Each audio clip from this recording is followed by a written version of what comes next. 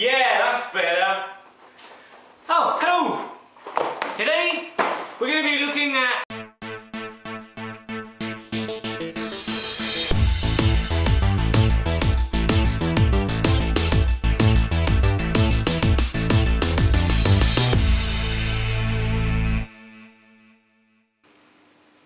La Guerre de Moutons is a tile playing game for 2 to 4 players.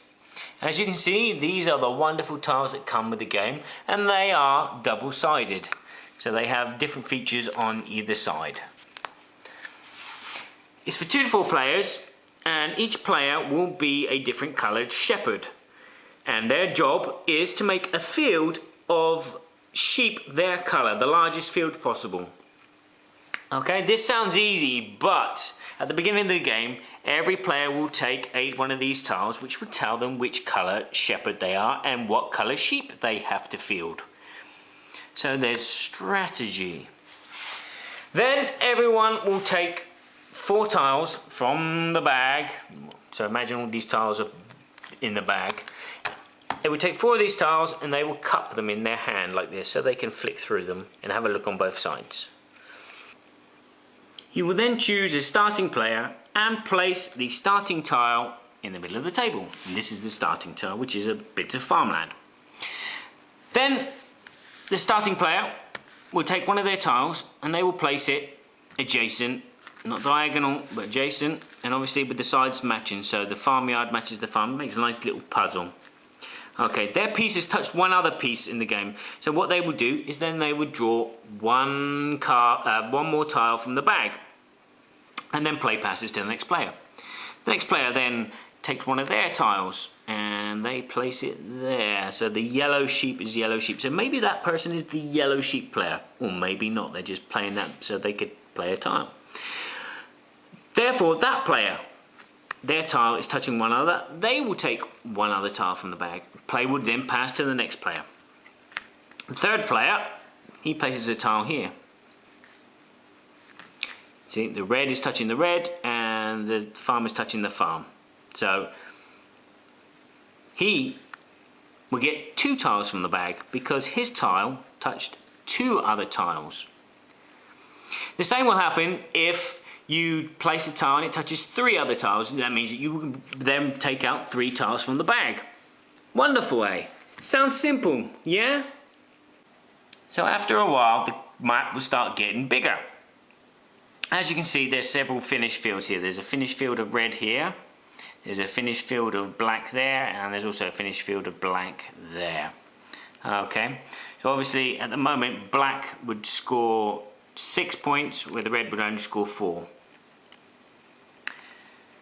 At any time during the game, a player can reveal their identity and add that tile to the map as well, because that gives them a bonus of 4 points. But that won't count until the field is finished. Okay, so it sounds simple so far still, yeah? Okay. What's this forest area? Well, this forest area comes with these 2 guys. You've got the hunter and the wolf.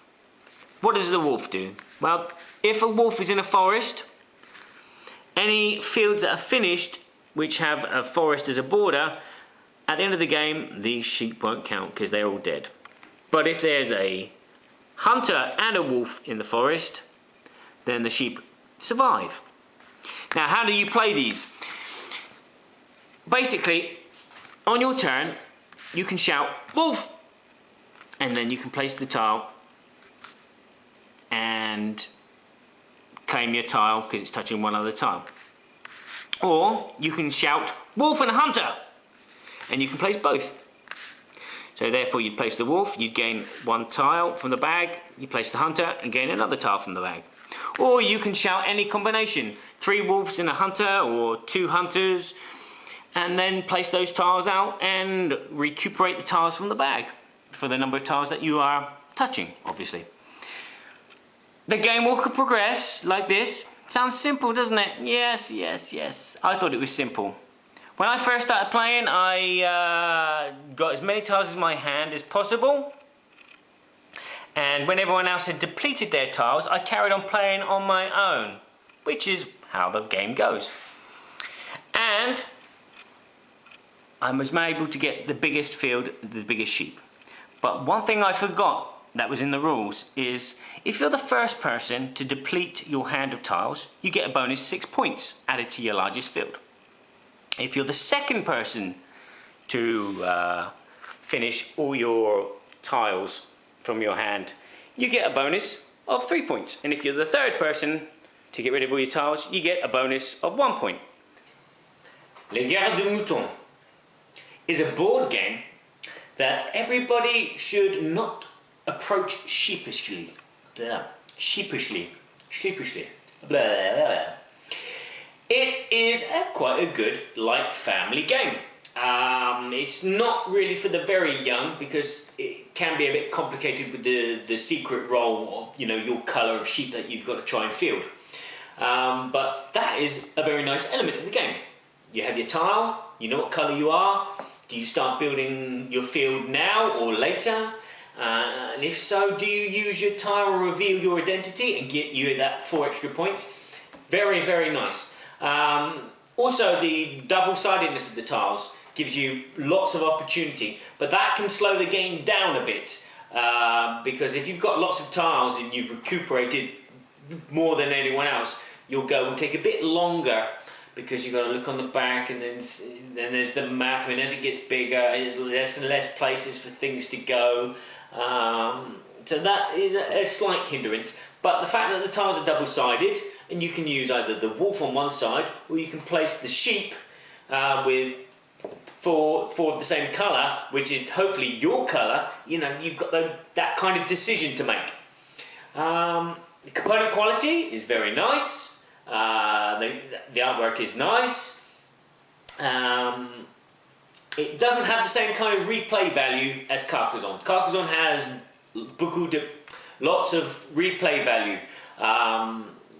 You can play it over and over again, and each time it will be different because meeples are in different areas, there's farmers in different areas, and you're making a big castle, but someone might encroach on that, or they might not, and might build their own little thing. This game doesn't have all that. The replay value is not as good, but it is a nice, as I said, a light family game. There's an expansion coming out. Yes, the Guerre de Moutons 2. This introduces fishermen and fish. I'm not too sure of all the details, but it should extend the life of the game and give it that kind of Carcassonne feel. So, if you like what you've heard, go and get this little lamb. It's not too bad.